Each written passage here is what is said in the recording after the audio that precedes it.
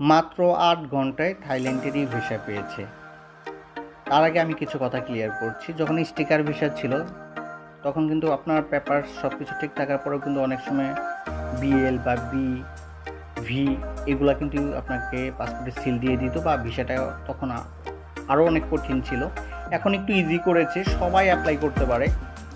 একটা সহজ দিক হলো এখন আপনার প্রোফাইল ভালো থাকলে ভিসাটা হবে, কিন্তু প্রপারলি আপনি সাবমিট করতে পারেন। আর মাত্র ৮ ঘন্টায় কোনো কন্ট্যাক্ট করা ছাড়া কিন্তু ভিসা পেয়েছে। তার ইউএসের ভিসা ছিল, কানাডার ভিসা ছিল, ইউরোপের ভিসা ছিল, ইউকের ভিসা ছিল। সে থাইল্যান্ডে বহুবার গিয়েছে।